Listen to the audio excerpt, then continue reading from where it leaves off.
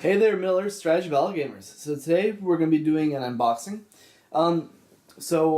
Dan's starting a new army. It's not a new army, it's dwarves. He's playing Durin's Folk, which we did earlier in a tactics talk, saying we never played.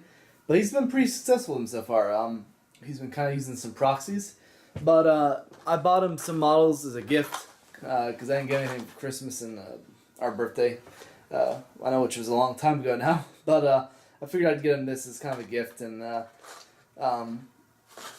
so we're going to unbox him. So first model is Floi Stonehand, Lore Master of Moria, and Dan is using him in his army. He's a really good, for if you have a blind pick on who you're versing, he's just a good model to have because you can get rid of rules.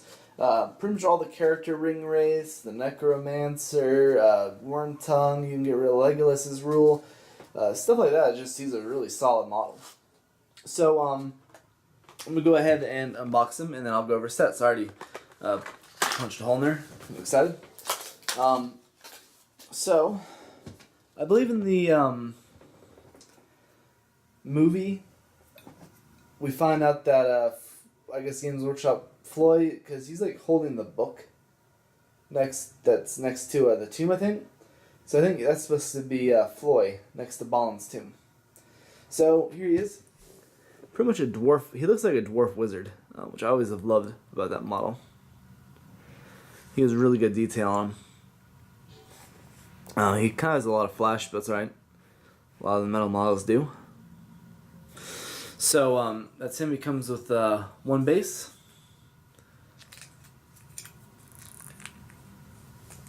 And he should punch right in. Yep. So, Floi. Okay, so Floi Stonehand. Lore Master of Moria. So he's pretty reasonable price. I think for what he does, it's pretty reasonable. So his stat line is Fight 4, Strength 4, Defense 6, 2 attack, 2 wounds, Courage 5. Okay, so he has the Living Lore. Each time a friendly dwarf kills an enemy hero or multi-wound model, Floi receives an additional will point. This can take him above his initial starting level. That's a really good ability. Especially if the new Gundabad stuff you're looking at. You got Berserker, or not Berserker. No, Berserkers have one. Sorry, you got the bats and the trolls and stuff like that. So I can see his thing being really good.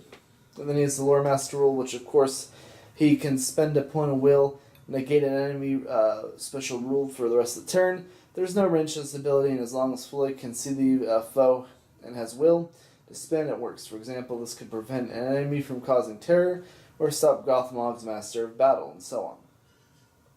So if you're going into a tournament kind of blind, you don't know who you're versing, I'd say Floi's a pretty solid pick. I mean, even you'd be talking about some heroes that can really mess you up, like a Shade. Getting rid of the Shade's abilities are really good, especially if you can kill the Shade using that kind of rule and get him will back. In fact, we had a game of the down the other night,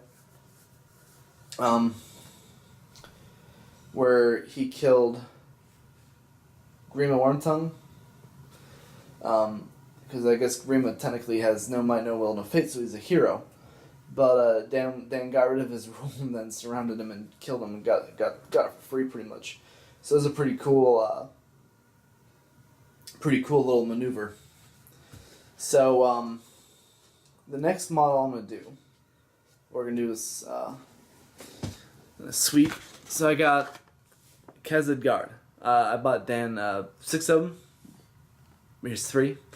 These are actually, this is my personal opinion, I would argue there's probably some of the most best pointed models in the game, meaning that they have the really good defense, really good strength value, really good fight, bodyguard, and all that good stuff.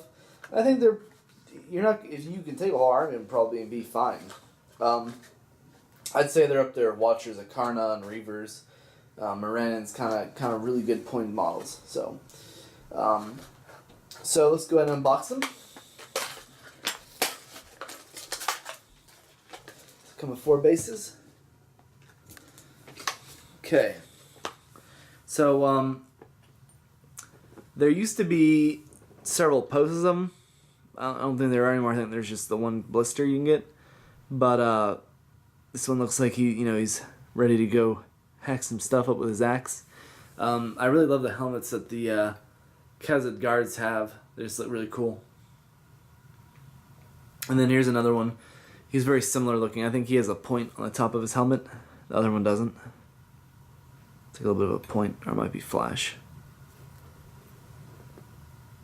Nope. Nope, it's flash, actually. So he's the exact same, I think. Very similar, at least. His axe is not as highly drawn. And then here's the last Khazad that's in the box set. His axe is bent, which I just broke. I remember my friend had a bunch of these, and they had the kind of, if you tried to move the axe to bend it back, the head would break off. Here he is, and he's swinging his axe. So, but yeah, no, we're actually really excited for Dan to start his dwarves. We've actually had a few battles now. He's working on like I kind of have a pet peeve where I can't play unpainted models. So that's one reason why we put up a battle for a while, is because I've been painting my hobbits. He's been painting up his dwarves. And I want to give you guys new content, so having new stuff, new armies, all that good stuff to me is good. So, but this is some content you guys can tide you over for a while. I think Friday or Saturday we're gonna try and film, so you guys can please hit the like button below and tell me what you think about these models and profiles. Please like, share, subscribe, comment. Happy wargaming, and support your Hobbit hobby.